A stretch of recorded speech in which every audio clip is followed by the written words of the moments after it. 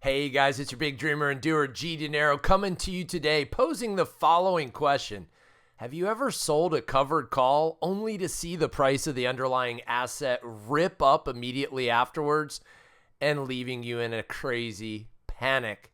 If the answer is yes, you're going to want to watch today's episode. But first, remember, none of this is tax, financial, legal, investment advice. None of it should be construed as such. It's your buddy, G Dinero, helping you increase your financial literacy. So let's dig right in. So first, you have intrinsic and extrinsic value. If you do not understand these two terms, you're going to struggle when it comes to selling covered calls. In fact, you're going to struggle when it comes to buying and selling any type of option for that matter. So you need to understand, where does the premium, the price that the option is going for, where does that premium come from? And it's made up of two components. The intrinsic value, that's based off the price of the underlying asset and the strike price of the option contract, and the time value, the number of days until expiration, the volatility of the underlying asset, risk-free rates of return, the dividend rate of the underlying asset if it pays out dividends. Those all go into the time value side of things. You'll often hear them talk about being in the money, at the money, or out of the money. In the money means that the option has intrinsic value. It is in the money. In and intrinsic, they start with the same letter, same two letters. At the money means it almost has intrinsic value. It's right there on the bubble. And out of the money means it does not have intrinsic value. By the way, this is not designed to be a 100% course on options. This is just a simple look at intrinsic and extrinsic value. If you want to learn more about options themselves, make sure you sign up for my Understanding Options course. We'll talk about that in a bit. So let's talk about a call option for a moment. A call option premium is made up of intrinsic and extrinsic value. Okay, we already established that. The premium is made up of those two components. Intrinsic, when you're talking about a call option, is the stock's price, whatever the stock is going for, minus the strike price of your option. Okay, and we're going to go into an example here in a bit. The remainder of the value, the extrinsic, or also called time value, is the premium that the option is going for minus whatever intrinsic value it has.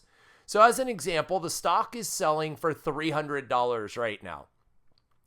And you're looking at a call option with a $250 strike price. And the premium, let's say in this case, is $100, right? So yes, I did make it all nice, easy, round numbers for this example.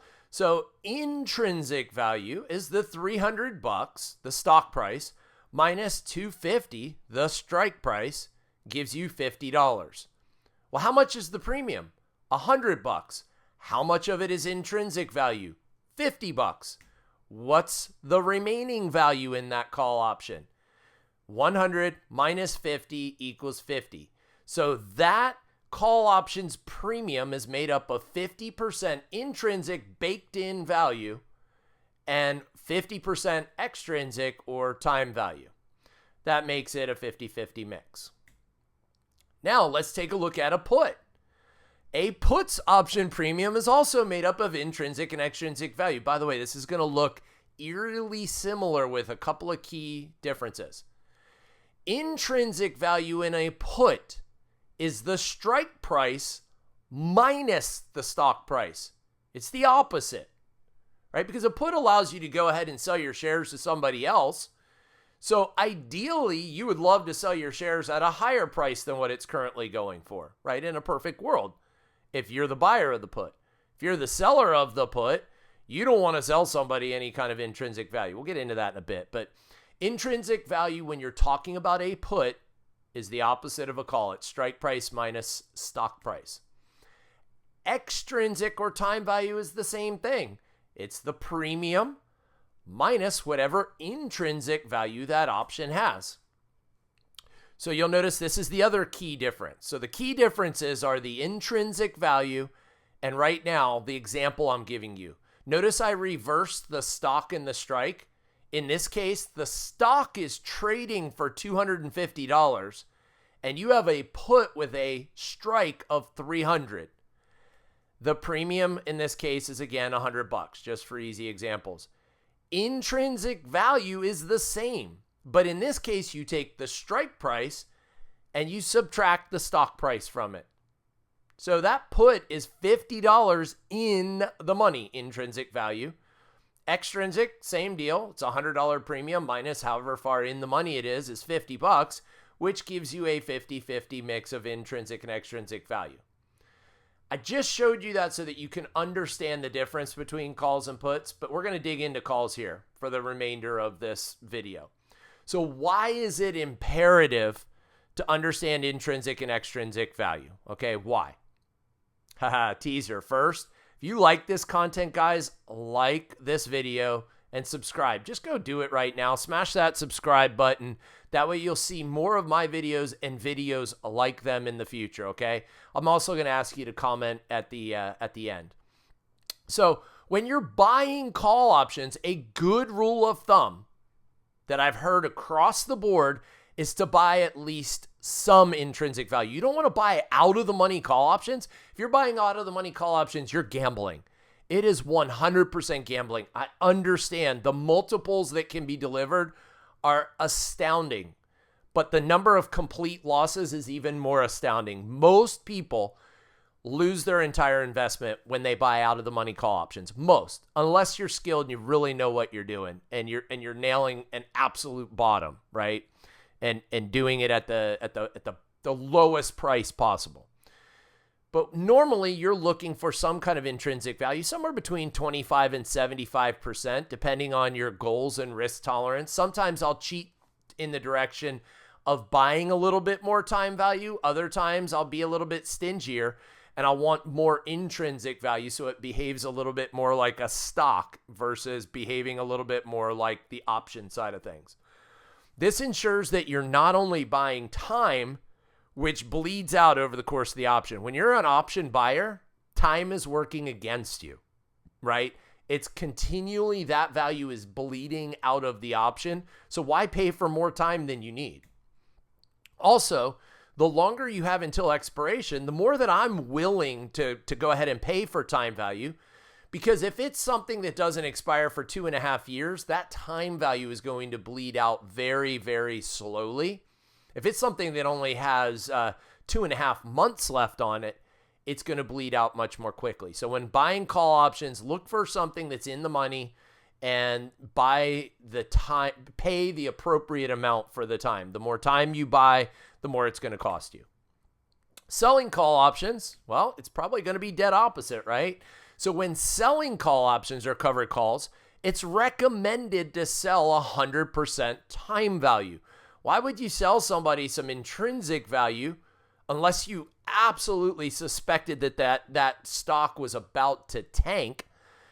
Why not, if you think it's just going to take a pause here or maybe pull back a little bit, sell that call option at least slightly, if not more so, out of the money, so that you're selling 100% time or extrinsic value and absolutely no intrinsic value.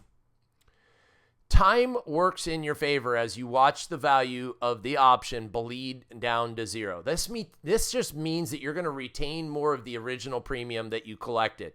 So in this case, time is working in your favor. You want it to go as fast as possible so that if you sold the call option out of the money, pure time value, and that time goes away and it's still out of the money, congratulations, you're going to pocket the entire premium. The shorter that you have until expiration, the better, because as time value bleeds out more quickly, the closer you get to expiration. So all that means in English is don't go selling call options with a year until expiration, because you're going to sit there and wait and wait and wait for the time value to bleed out. 30 to 45 days is like the max that most recommend. I'll even do weekly. Sometimes I'll sell them with 3 to 5 days or 5 to 10 days until expiration, right? That way I don't collect as big of a premium, but I'm at least collecting something, and I always have my options open then to be able to roll or do whatever I need to do with it. So why is extrinsic or time value important? Well, it's imperative to know how much of these covered calls that you've sold, how much of their premium is intrinsic and extrinsic value. The number one question, and I've coached over 600 people already on how to trade options. The number one question I get over and over and over again is, should I roll my call? What if I get called out of my position? What if my shares get lost? Newsflash, shares don't get lost. They kind of have like a built-in GPS. They find their way into somebody else's account and their money finds its way into your account. What you really mean is you don't want to be called out of your shares or sell your shares for money yet. You sold the call option, and at the time you said, oh yeah, I'm willing to go ahead and part with my shares at XYZ strike price, and it blasts right through your strike price, and you're like, maybe now I don't want to sell my shares at that price, right? If you found yourself in that predicament, you're going to want to really pay attention to what I have to say next. So it's imperative to know how much of that covered calls premium is intrinsic value and how much is extrinsic value.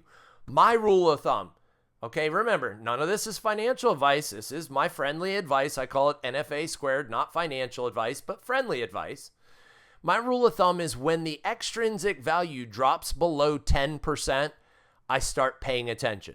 When there's not that much time value left, there may be a day left on the option. There might be 3 weeks left on the option, right?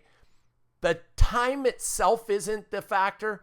It's how much of the premium is made up of extrinsic value. And when that drops below 10%, I start paying attention. Once it drops below 5%, that extrinsic value, I'm looking to take action. I'm either going to buy to close that call option and close out the trade, either at a profit or a loss even in some cases, or I'm going to roll that call, which involves buying to close and rolling it out or up to a different strike price, or I'm just going to accept the fact that it may close in the money. And if it closes in the money, I'm parting with my shares. If it closes out of the money, I keep my shares and the entire premium, right?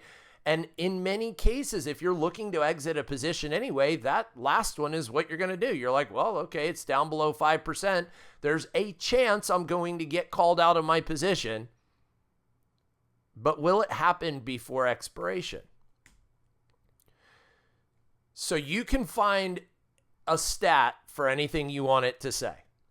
I, for years, have been saying only 9% of options are exercised or assigned. I actually went and did research for this presentation, and it's actually 7%. That means 93% of options contracts expire worthless or are traded before expiration, right? They get traded to somebody else and then traded to somebody else and then traded to somebody else. Only 7% of all options are ever exercised or assigned. And the likelihood of being exercised or assigned early or prior to expiration is very low when there's any extrinsic or time value left. Why would somebody sell their shares to you, or why would they buy your shares from you if they still have time value left on their option? So in the case of the call option, why would they buy them from you at that strike price if there's still time left on it or value left on it? Because they're saying to themselves, so you mean there's still hope? You know that meme where like there's a chance, right? I still got a chance on this thing? Yes. The reason why I say there's still hope is because I'll wait till the last minute. I call it a game of chicken whenever I'm selling covered calls. I will wait till the last minute to buy to close or to roll my cover calls, allowing the majority of the extrinsic or time value to bleed out of them. Why pay and buy back time value? It makes no sense to me. Intrinsic value, it's baked in. It is what it is. But why turn around and buy back time value if there's still time value left on it and it's over 5%? The likelihood of being exercised or assigned is minuscule. It's like under 1% at that point, because only 7% are ever exercised or assigned. And the number that are exercised or assigned early is far, far, far lower than that, especially when there's still some extrinsic or time value left in it. What's the exception? hey, if I sell a covered call because the asset spiked up super fast, I sold the covered call, I sold it tight to the money and collected a juicy premium, and then the asset immediately tanks. I mean, I'm talking in the same day or the next day or within a week. If it mean reverts back down very quickly and all of a sudden I'm in a 50, 60, 70, 80% profit, I'm closing that sucker out. I'm taking the trade, I'm taking the win, and I'm laughing all the way to the bank at that rate. Because I literally just took somebody's money from them who probably didn't know what they were doing. I don't mean to say it that way to be trite or to be aggressive or in your face, but realize there's somebody on the other side of the trade that's more skilled than you. If you want to be that person that's more skilled, make sure you book one of my classes, especially the Trading View and Technical Analysis class where you learn the charts inside and out, or my Understanding Options class so you're the one with the advantage instead of going up against somebody like me who has the advantage at the end of the day, right? Also, I do one-on-one appointments. A lot of times I'll ask people to take those courses if those are their interests because it'll answer most of the questions, and then we can really dig in on the one-on-one appointments. Again, please like this video. Comment below. What'd you like best? What could I do better? Subscribe to the channel so you see more videos like this and so that you can increase your financial literacy to help put you and your family on that path to financial freedom. Again, my name's G. Dinero. Have a wonderful day. We'll talk soon. Take care.